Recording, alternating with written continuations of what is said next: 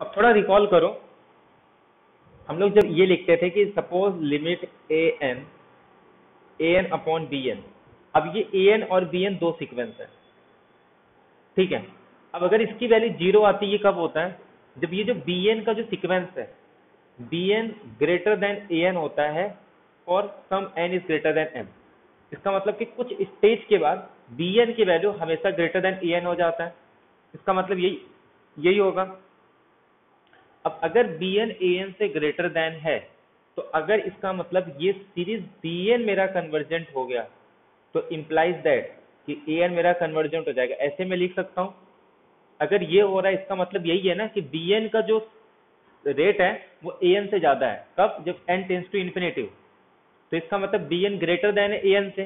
तो by comparison test अगर b n convergent हो गया तो implies that a n convergent होगा।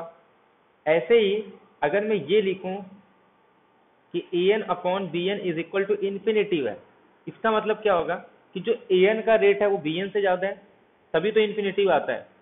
तो अगर अब मैं सीरीज अप्लाई कर दूं, तो बाय कंपैरिजन टेस्ट अगर ये कन्वर्जेंट है, अरे सॉरी उल्टा हो जाएगा ना, कि ये अगर डाइवर्जेंट है तो इसकी बड़ी वाली सीक्वेंस भी क्या हो जाएगी? डाइवर्जेंट। तो मतलब अगर ये डाइवर्जेंट है तो implies that summation a n क्या हो जाएगा? डाइवर्जेंट हो जाएगा। तो कभी कभी ये काम में आता है कि इस टाइप का जो हम लोग सीक्वेंस लेते हैं। क्लियर है ये पॉइंट? अगर 0 आ गया तो बी एन कन्वर्जेंट, तब ये कन्वर्जेंट। अगर बी एन डाइवर्जेंट तो कुछ बोल नहीं सकते। अगर ये इसकी वाली इंफिनिटी आ गई और बी एन मेरा कन्वर्जेंट है तो ए एन कन्वर्जेंट होगा। अगर बी एन कन्वर्जेंट आ गया तो फिर ए एन के बारे में कुछ नहीं बोल सकते। तो इसको बोलते हैं limiting form of comparison test. Clear है ये पॉइंट सबको?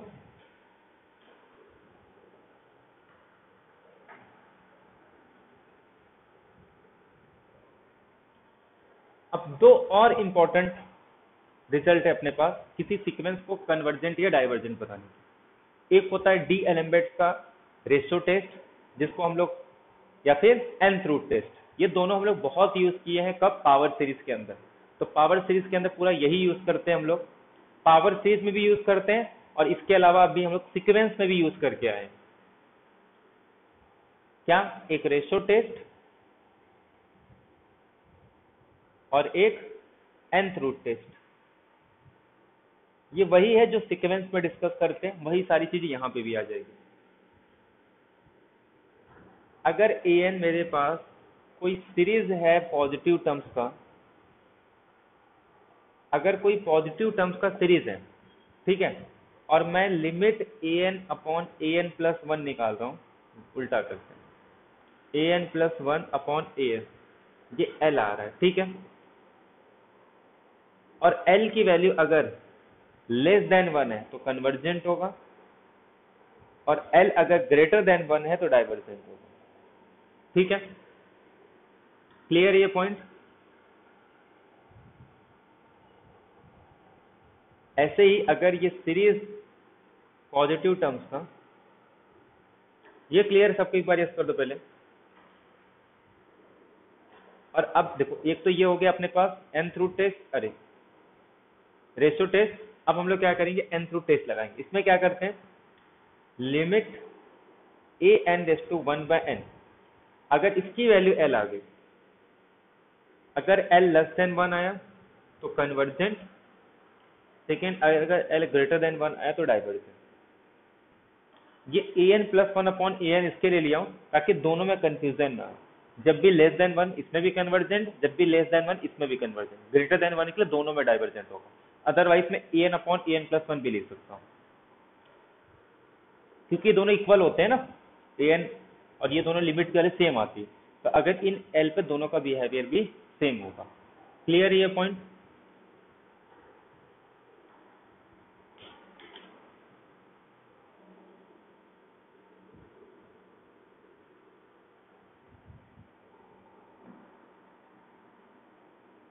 तो ये अपने पास टेस्ट हो गया जिसका यूज करके हम लोग सीरीज को कन्वर्जेंट या डाइवर्जेंट बताते हैं।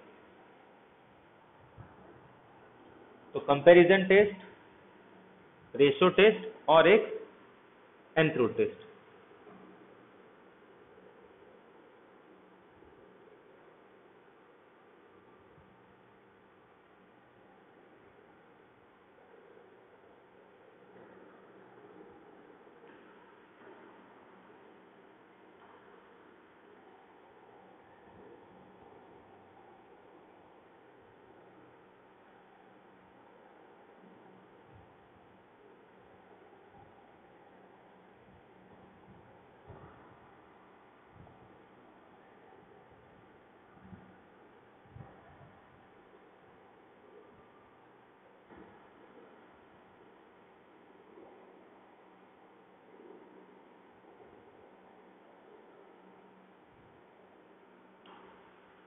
बताओ कौन सा कन्वर्जेंट होगा इसमें से?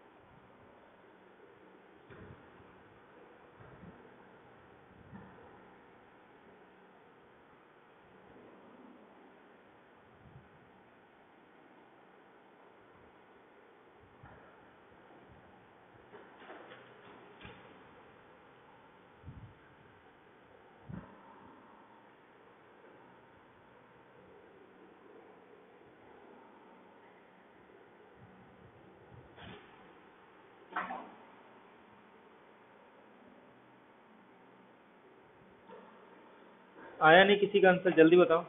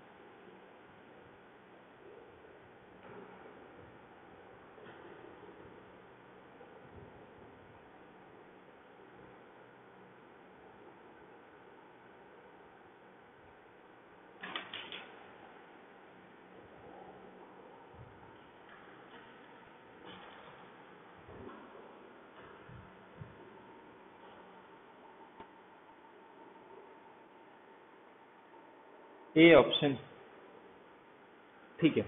अब इसमें क्या बताना अपने को, which of the following are convergent. अब अगर ध्यान से देखोगे तो ये मेरे पास ए एन है, मैं इसमें क्या लगा सकता हूँ पहले देखो। ये अपने को पता है ये कुछ इस टाइप का है, मतलब अपने को सीधे सीधे पता चल रहा है यहाँ पे या तो मैं रूट टेस्ट लगा दूं या तो मैं रेशो टेस्ट लगा दूं।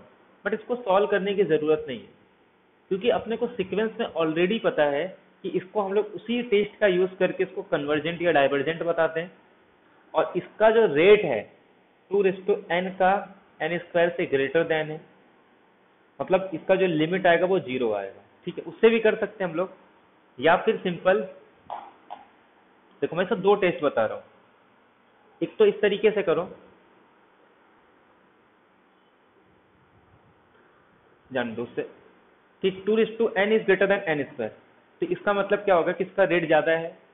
अब इसका रेट ज्यादा है तो इसका मतलब जो लिमिट आएगा वो क्या आएगा इसका आंसर, जब n स्क्वायर अपॉन 2n, इसका आंसर 0 आएगा। और 0 लेस देन होता है या ग्रेटर देन,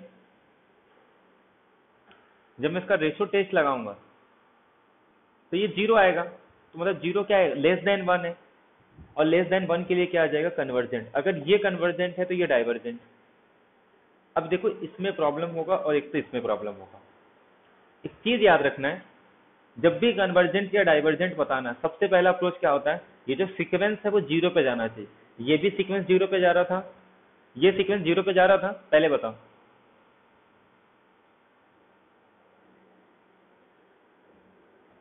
ये 0 पे जाएगा सीक्वेंस, सीक्वेंस का लिमिट क्या होगा इसमें,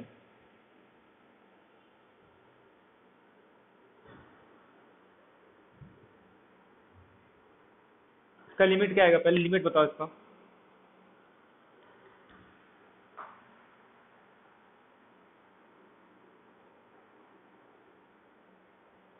सीक्वेंस का लिमिट क्या आएगा, 2n/n² का जब लिमिट निकालेंगे तो लिमिट की वैल्यू क्या आएगी,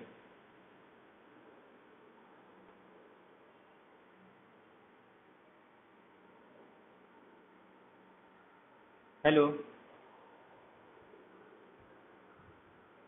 एम ऑडिबल?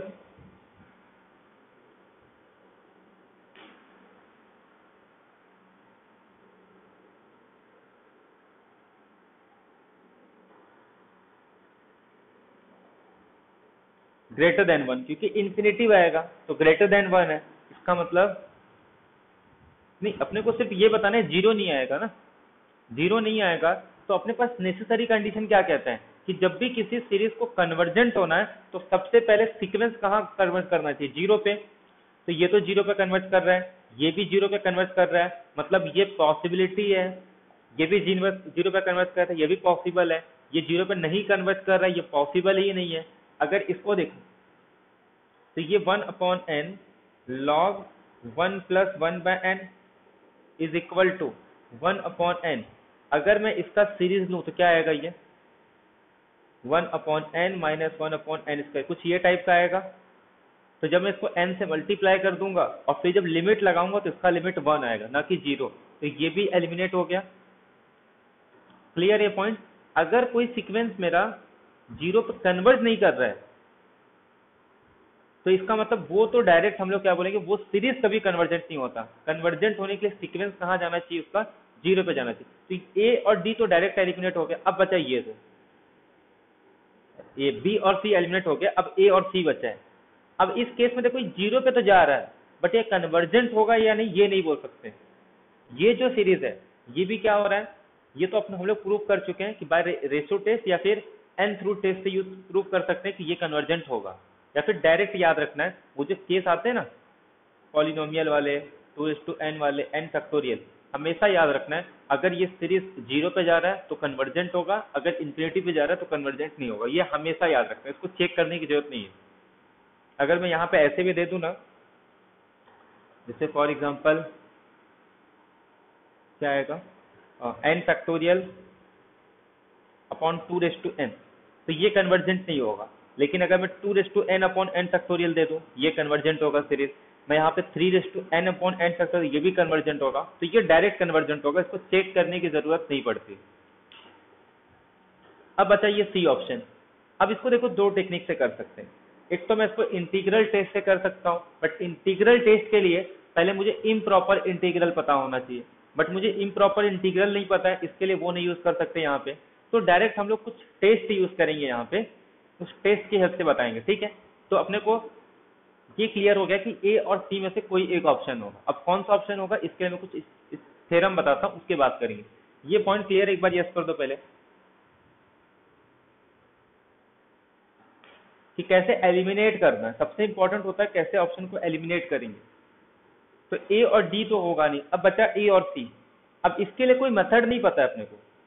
वैसे ये कन्वर्जेंट नहीं होगा, बट फिलहाल के लिए हम लोग के पास कोई मेथड नहीं, हम लोग सिर्फ वही चेक कर रहे हैं जो हम लोग अभी डिस्कस करके आए हैं।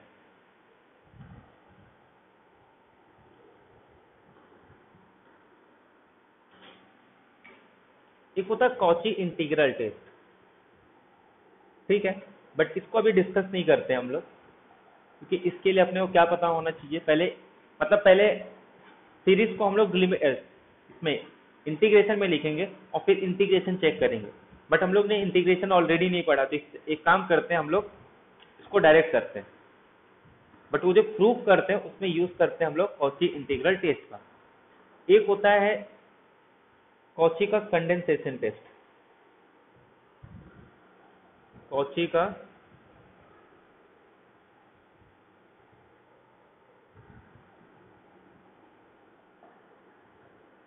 अब इसमें ध्यान दो, इसके हेल्प से हम लोग प्रूव करते हैं बहुत सारे रिजल्ट जो कि रिलेटेड होते हैं लॉग से।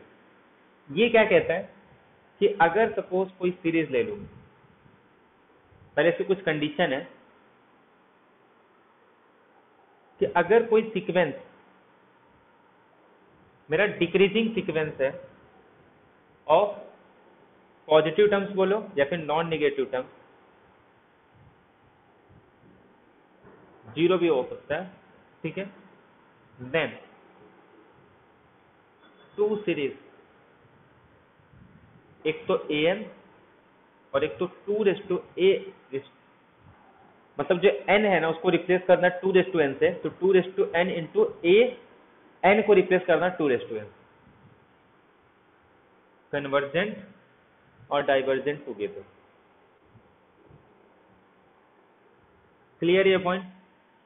कॉची कंडेंसेशन टेस्ट क्या कहता है कि अगर कोई सीक्वेंस मेरा डिक्रीजिंग सीक्वेंस है, तो पहले तो ये तो क्लियर हो गया डिक्रीजिंग सीक्वेंस तो है, क्योंकि सीक्वेंस कन्वर्जेंट हो रहा है जीरो पे और पॉजिटिव सीक्वेंस है, तो ये मेरा सीक्वेंस कैसा है, डिक्रीजिंग है। मतलब यहाँ पे मैं ये टेस्ट यूज कर सकता हूँ, if an is a decreasing sequence of positive terms, then two series an और series 2n into a 2n, ये दोनों आपस में अगर ये कन्वर्जेंट होगा तो ये कन्वर्जेंट है, ये डाइवर्जेंट तो ये डाइवर्जेंट, ये कन्वर्जेंट तो ये कन्वर्जेंट, ये डाइवर्जेंट तो ये डाइवर्जेंट। क्लियर है ये point?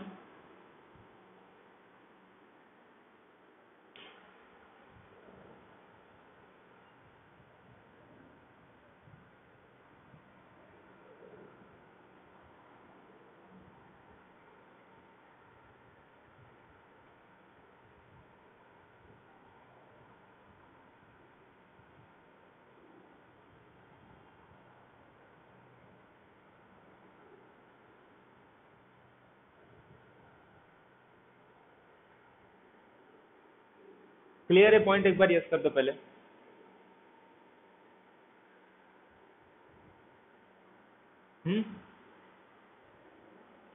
Cauchy condensation test clear है कि अगर कोई सीक्वेंस डिक्रीजिंग सीक्वेंस है पॉजिटिव टर्म्स का, तो ये दोनों सीरीज आपस में डाइवर्जेंट या कन्वर्जेंट साथ साथ में होगा। तो पहला कन्वर्जेंट तो दूसरा कन्वर्जेंट, दूसरा कन्वर्जेंट तो पहला, ऐसे सेम डाइवर्जेंट के लिए। क्लियर है? एक बार ये यस कर दो पहले।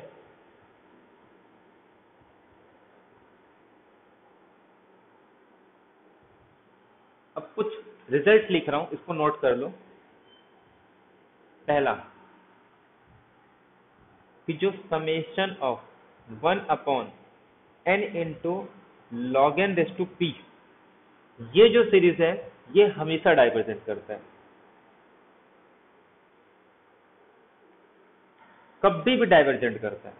अगर n इंटू लॉग एन, अरे n कहाँ से है, log n raise to p, अगर ये जो सीरीज है ये हमेशा डाइवर्ज करेगा, p की कोई भी वैल्यू हो ये हमेशा डाइवर्ज करता है।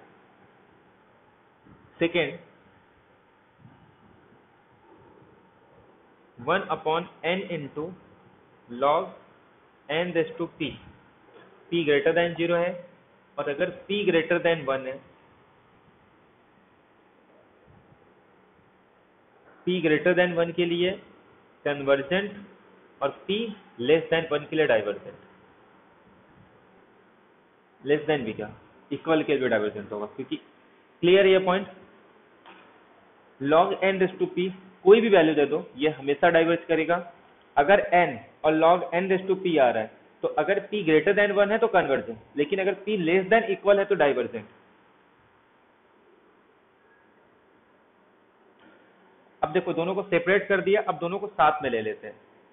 जैसे n इंटू लॉग एन के ऊपर p आ गया तो सेम कंडीशन है इसमें भी कि कन्वर्जेंट जब p ग्रेटर देन 1 और डाइवर्जेंट जब p less than equal to 1। तीनों क्लियर है? ये 1 upon log n raise to p है, उसके बाद ये n को एक अलग से मल्टीप्लाई कर दिया, उसके बाद n into log n raise to P.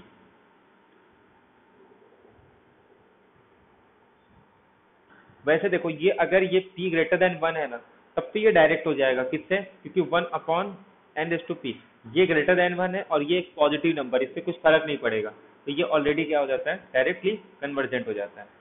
Clear है ये?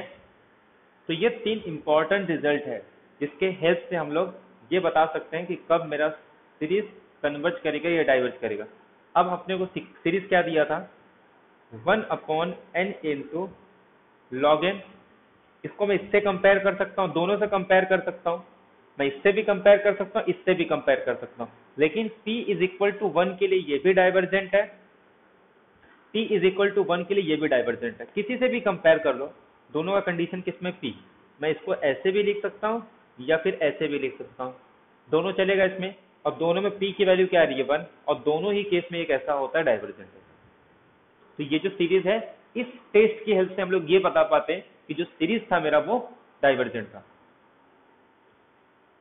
एक बार यस कर दो, क्लियर है तो।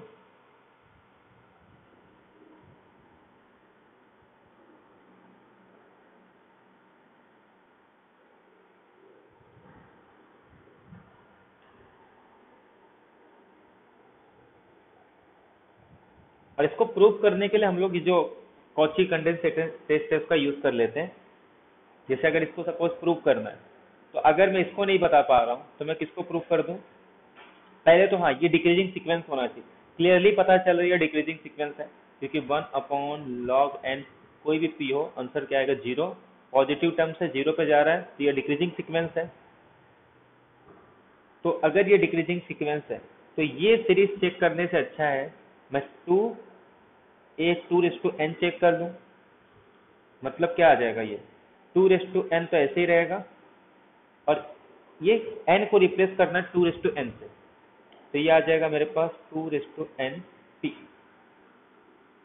तो ये आ जाएगा समेशन 2n। अब ये n लॉग की प्रॉपर्टी से इसको क्या लिख सकता हूँ, n इंटू लॉग 2p। अब ये तो कांस्टेंट है ना, तो इसको मैं बाहर कर सकता हूँ, ये आ जाएगा log 2p और ये आ जाएगा 2n/n। अब इसमें मैं क्या यूज करूंगा, nth root test, but nth root test use करने की जरूरत नहीं है। क्यों? क्योंकि ये जो अपने पास क्या आ रहा है, जो सीरीज आ रहा है, मैं डायरेक्टली बोल सकता हूँ कि 2n जो है और सफिशिएंटली लार्ज एन, ऐसे बोल सकता हूँ इसको मैं। मतलब ये इन्फिनिटी पे जा रहा है, अगर ये इन्फिनिटी पे जा रहा है तो डाइवर्जेंट है, अगर ये डाइवर्जेंट है तो मेरा ओरिजिनल सीक्वेंस डाइवर्जेंट होगा। और इसमें मैं कोई भी स्पेसिफिक केस नहीं लिया हूँ, ये इन जनरल प्रूफ हुआ है कि डाइवर्जेंट होगा। टी पे कोई भी कंडीशन हो, ये एक पॉलिनोमियल है और ये एक एक्सपोनेंशियल है, आप कोई भी पॉलिनोमियल ले लो, 2n का रेट इससे हमेशा ज्यादा होगा। मतलब देखा जाए तो प्रूफ करने के लिए हम लोग किसका यूज कर रहे हैं, सीक्वेंस का यूज कर रहे हैं। सीक्वेंस से पता चल रहा है इसका रेट हमेशा ज्यादा होगा, ये डाइवर्जेंट है, ये सीरीज डाइवर्जेंट है, तो बाय कॉची कंडेंसेशन टेस्ट ये भी क्या हो जाएगा, डाइवर्जेंट हो जाएगा। ठीक है, तो ऐसे ही बाकी सब रिजल्ट को भी हम लोग प्रूव कर सकते हैं। समझ में आ रहा है सबको?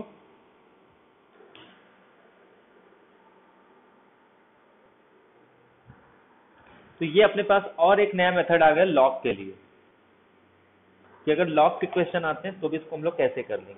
अब इसी में कुछ और भी आते हैं, वो भी देख लो, दो और इसी में याद कर लो। हो सकता कि अगर सपोज अपने पास log n/n raise to p आ गया तो सेम कंडीशन, या फिर अगर suppose n into log n log of log n raise to p, तब भी सेम कंडीशन वही रहेगा। अगर p ग्रेटर देन 1 है तो कन्वर्जेंट, अगर p less than equal to 1 है तो डाइवर्जेंट।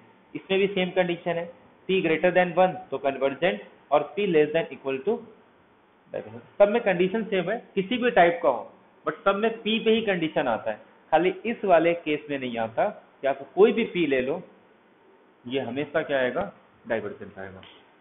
ठीक है, तो लॉगिन के इसी टाइप के क्वेश्चन आते हैं। अब मैं इसी के बेस पे क्वेश्चन दे रहा हूँ, तो पहला तो ये क्या उसमें यूज भी होना चाहिए कि नहीं।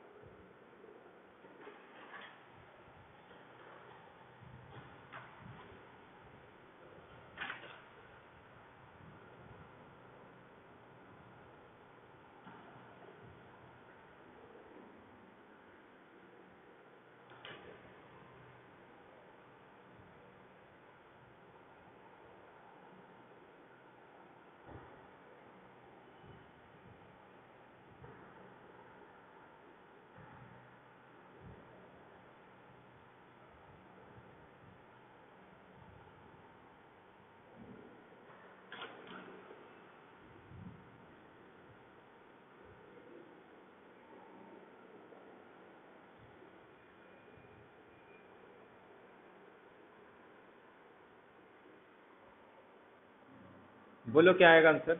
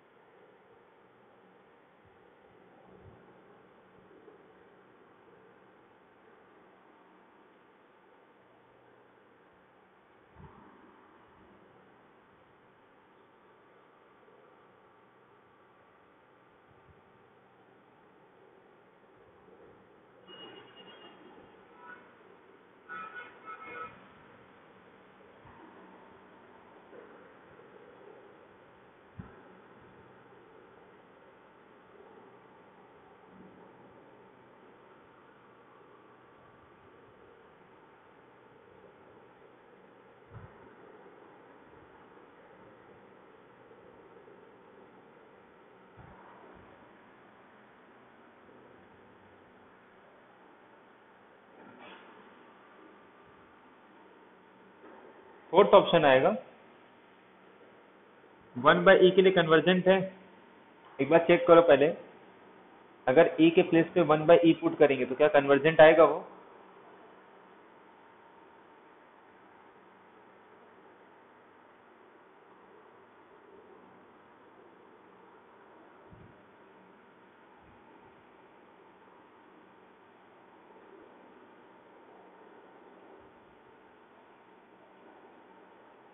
हम्म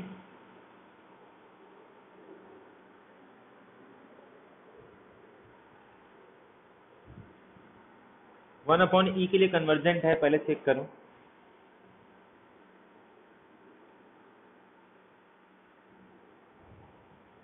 अगर मैं a को 1/e पुट करूं तो क्या कन्वर्जेंट आएगा नहीं, पहला क्वेश्चन ये।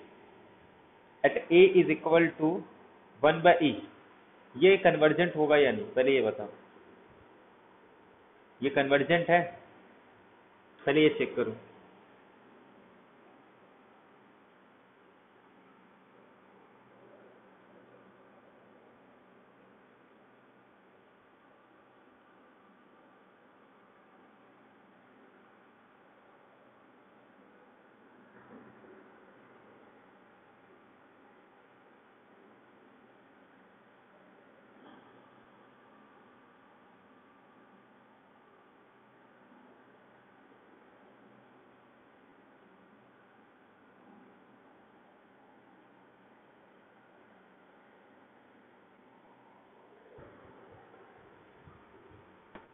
ये कन्वर्जेंट आएगा, पहले बताओ, यस या नो।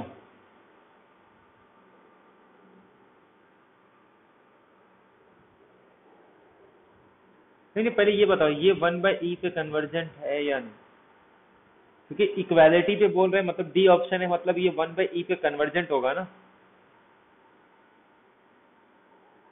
एक में लेस देन है, एक में इक्वल है। अगर इक्वल है इसका मतलब 1/e पे कन्वर्ज होना चाहिए। तो क्या 1/e पे कन्वर्ज है।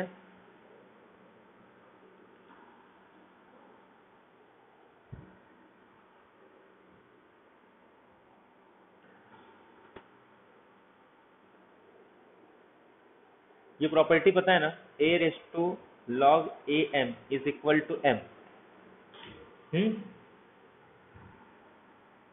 अब बताओ कन्वर्जेंट होगा अभी भी?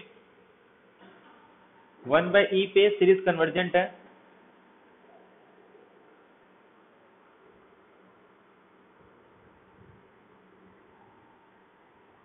समझ में आ रहा है मैं क्या बोल रहा हूँ?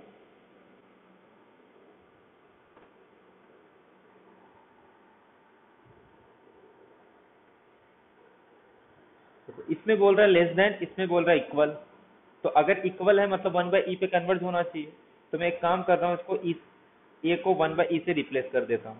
तो ये आ जाएगा 1/e⁻ln n। इसका मतलब क्या, 1/e⁻ln n। बट यहाँ पे कुछ नहीं, इसका मतलब e। तो ये सिंपल क्या आ जाएगा, 1/n। और सीरीज 1/n कन्वर्जेंट नहीं डाइवर्जेंट होता है, मतलब ये ऑप्शन एलिमिनेट हो गया। समझ में आ रहा है? ये दो तो वैसे एलिमेंट, इसको तो वैसे ही छोड़ दो, बचा ये, यही करेक्ट आएगा। ठीक है, क्लियर है यहाँ तक? क्योंकि ये पॉजिटिव नंबर है, अगर ये कोई भी पॉजिटिव नंबर हो तो ये तो कन्वर्ज होगा ही नहीं, इसको तो डायरेक्टली एलिमिनेट कर दो। बचा सिर्फ सी और डी। तो चेक क्या करना था, सिर्फ 1/e पे ही चेक करना था। देखा जाए क्वेश्चन, तो एग्जाम में अगर करना होता तो ये तो डायरेक्टली इनकरेक्ट आएगा, इसको तो चेक भी नहीं करना है। क्योंकि ई एक पॉजिटिव नंबर है, अपॉन में कोई नंबर ही नहीं आ रहा है, तो ये सीरीज कभी कन्वर्जेंट हो ही नहीं सकता। ठीक है, क्योंकि ये जीरो पे ही नहीं कन्वर्ज कर रहा, तो इसका मतलब ये तो हटा दो सीधे सीधे। क्योंकि जीरो बोला नहीं है, पॉजिटिव नंबर है, अपॉन में आएगा नहीं, तो ये सीरीज हमेशा कैसा नंबर है, जीरो पे कन्वर्ज ही नहीं कर रहा, तो डाइवर्जेंट ही रहेगा ये सीरीज। बचा ये, अब ये दोनों सेम ही है, सिर्फ बाउंड्री पे चेक करना है, और बाउंड्री पे आ नहीं रही है। अब सुनो, एक तो ऐसे कर सकते हैं,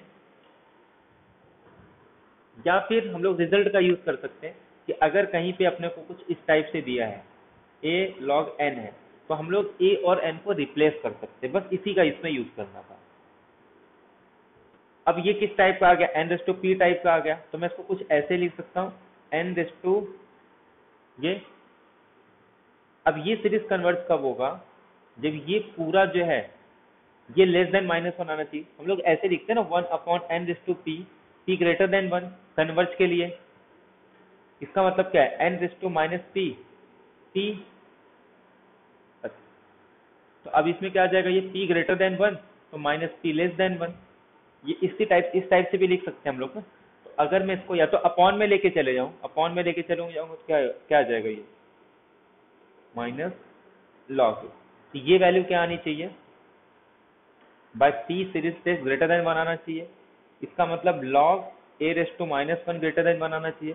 इसका मतलब दोनों साइड e अप्लाई कर देंगे, तो a inverse greater than e आना चाहिए। इसका मतलब 1/a ग्रेटर देन e आना चाहिए।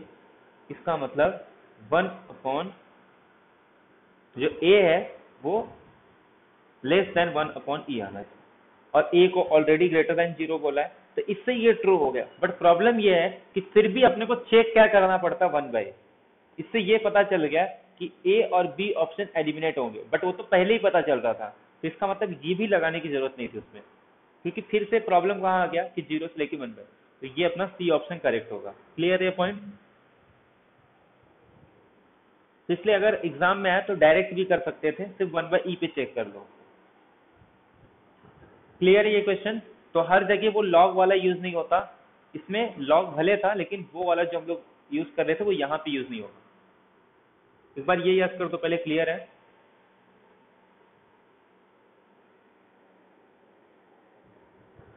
Next question, let n is greater than 1 be a sequence of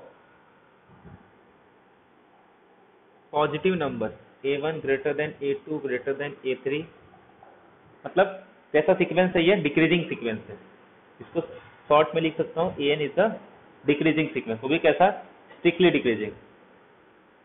then which of the following is are always true. इसमें से कौन सा ऐसा है जो हमेशा ट्रू आएगा। फर्स्ट, कि जो लिमिट आएगी an की वैल्यू वो 0 आएगी। सेकेंड, लिमिट an/n हमेशा 0 आएगा। थर्ड, सीरीज के बारे में पूछ रहा है, an/an कन्वर्जेंट। याद रखना है सिर्फ सीरीज का क्वेश्चन नहीं आता, सीक्वेंस और सीरीज का मिक्स क्वेश्चन ज्यादा आते हैं। an/n² converge. बोल कौन सा ऑप्शन करेक्ट होगा इसमें से?